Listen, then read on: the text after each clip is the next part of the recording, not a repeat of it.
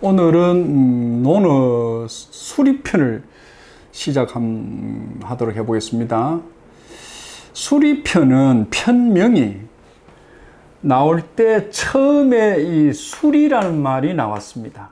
그러니까 논어의 편 이름은 그 앞 대가리 앞에 나오는 글자를 따서 편을 정한 거거든요. 뭐 특별한 거는 없습니다. 그래서 여기도 수리편은 자왈 수리부작이다 하는 데서 수리를 따서 편명을 만든 거죠. 아주 유명한 문자입니다. 천하의 명문이죠. 자왈 수리부작. 시인이 호고. 다시 말하면 나는 내가 쓴 글은 뭐 이 양반 참 글이 많잖아요. 시경, 서경, 역경, 그죠? 그 다음 뭡니까? 예기, 논어, 대학, 중용, 뭐 이런 것들이 전부 이 양반이 썼던 글이잖아. 그죠? 특히 춘추, 이런 것들은 옛날에 소위 임금칸 뭡니까? 성이잖아.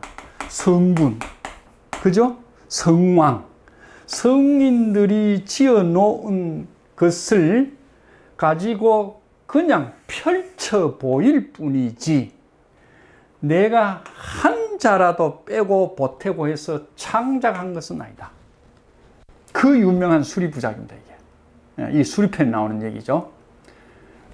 그리고 그러한 옛날 성군과 성왕의 이야기를, 다시 말하면 도죠.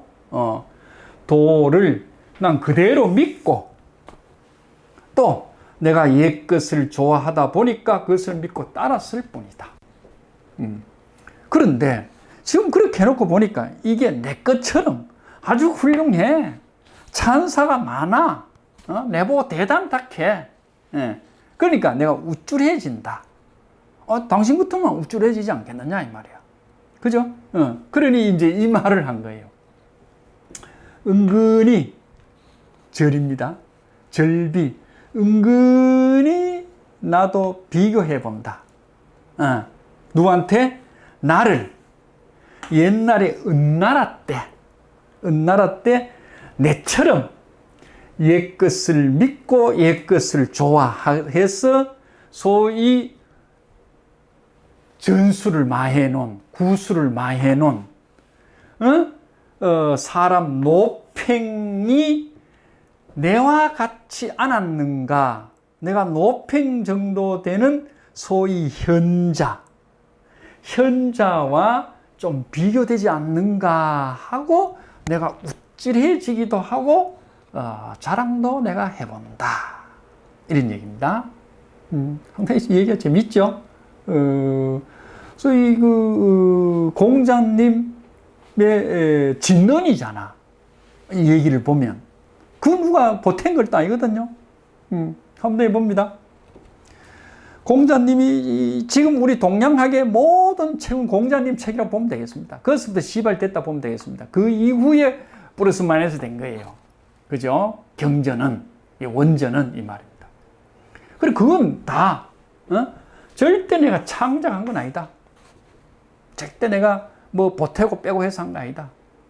그저 옛날 성군과 성왕의 도를 그대로 전술했을 뿐이다.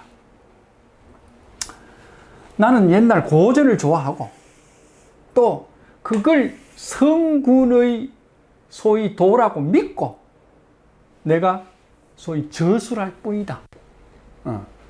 그러니 세상 사람 박수가 대단타. 내 보면 곳곳에서 와서 그 얘기를 해달라고 하고 또 뭐 강연하고 뭐 세미나하고 내를 막 불러삼는다. 그래서 내가 우쭐해진다. 이 절자가 도적절자입니다. 도둑질할 절자입니다. 절도범 할 때 있습니다, 이게. 내가 절도범처럼 우쭐해진다. 절도범인데 뭡니까? 그 절도를 잊어버리고, 누가 뭐 제재놓고 제 안 됐다고 뭐 방탄한다며. 그거와 비슷한 얘기라. 그죠? 와, 내 제재성 어때? 이러면서 대드는 꼴이라는 거예요. 그래서 그 옛날에 이런 수리부작의 정신으로 노팽이라는 은나라에 대단한 현자가 있었다. 그 사람의 내가 견주어 봐도 내가 좀 이상한 일이지는 않지 않느냐 하는 대목이 절비의 노팽 이래 됩니다. 좀 더 자세히 이해해 보면 이렇습니다. 술은 아까처럼 옛날부터 전해온 얘기를 전술한다는 거예요. 전술한다는 얘기고, 그러니까 이 술이란 얘기는 전술하는 사람은 공자님 같은 사람이잖아. 공자님 앞세에 있는 게 노팽 같은 사람이잖아. 그죠? 지금 이 시대에 유명한 학자가 있다 하자. 학자가 자기 창작이 아니라 많은 뭡니까? 많은 서적과 많은 연구 논문을 가지고 뭡니까? 자기가 그거를 그렇게 자기화한 거지요. 그러니까 그 출처가 다 있다 아이가. 주석하는 걸 달아가. 나는 이런 거를, 이런 보고서를, 이런 그림을, 뭐 이런 사실을, 이런 현장을 다 참고했다 하는. 그게 술이라. 저술. 저술. 드러냈다 이 말이야. 이 드러낼 저자잖아. 그죠? 저술. 술술 풀어놨다 이 말이야. 풀어서 드러내놨다. 이게 저술이거든. 그러니까 이거는 현자들이 하는 거고, 현자. 창작은 누가 하느냐? 우리 뭐 쉽게 하면 요순 임금 같은 사람. 우리나라 같으면 예를 들어서 뭐 붙입시다. 혹시 그렇지 않다고 생각하시면 뭐 세종대왕 같은 사람. 이런 사람들이 창작을 한글 창작하잖아. 그런 성인의 위치에 올라가야 할 수 있는 게 자기고 창작이고, 그렇지 않는 사람은 다 소위 저술이다. 저술이고 전술이다. 이런 얘기입니다. 그 다음에 이제 은근히 소위 비교해 본다. 한번 견주어 본다. 이 말이지. 견줄 비자죠. 견주어 본다. 어디다가? 노팽이라는 사람한테. 그러니까 뭡니까? 내가 대단한데 사람들이 막 내보고 뭐 문성지성 뭐 하고 이런 대성지성 문서나 이렇게 하는데 나도 좀 우쭐한데 하는 건 뭡니까? 사실은 자기를 소위 겸손하게 해서 자기를 낮춰보려는 표현을 그렇게 하는 거죠. 살 꼬가지고. 나도 좀 훔쳐가 좀 쓰면 안 되겠나? 이 노팽 같은 사람의. 요 이제 우리가 겸사라고 그러죠. 참 저 양반 참 겸손해. 하는 말로 섰다고 우리가 보고 있죠. 어쨌든 노팽이라는 현자가 있었지만은, 그죠? 내 자신도 그 사람한테 좀 견주어 보면 안 되겠느냐? 좀 훔쳐와가 내하고 좀 붙이면 안 되느냐? 이 꼴을 시키면 안 되느냐? 하니까 그게 듣는 사람들에서 뭡니까? 아이고 공자님 그래도 훌륭합니다.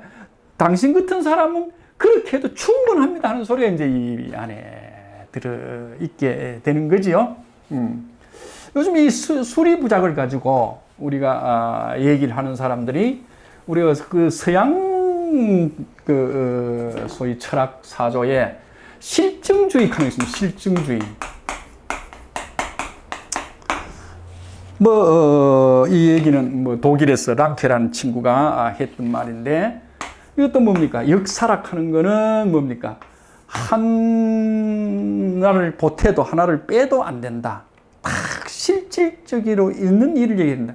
6.25 한 뭡니까? 6월 25일에 난 거고, 북침이나 남침 이거 사올 필요 없다. 사올 필요 없다. 남침이다 하면 남침이지 어떤 이념이나 주의나 이런 문제를 가지고 북침이다. 이 얘기가 안 된다.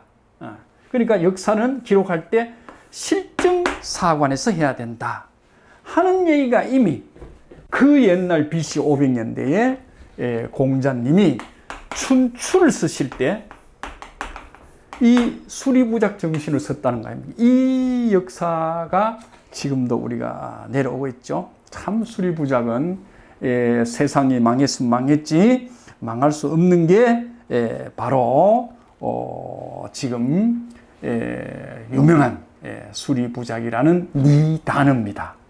아주 훌륭한 말이죠. 이 뒷말은 없어도 됩니다. 뒷말은 이 공자님이 요리하면 나도 그렇게 봐줄래? 이런 뜻입니다. 애교 있는 말이거든요. 수리부작 아주 훌륭한 말입니다.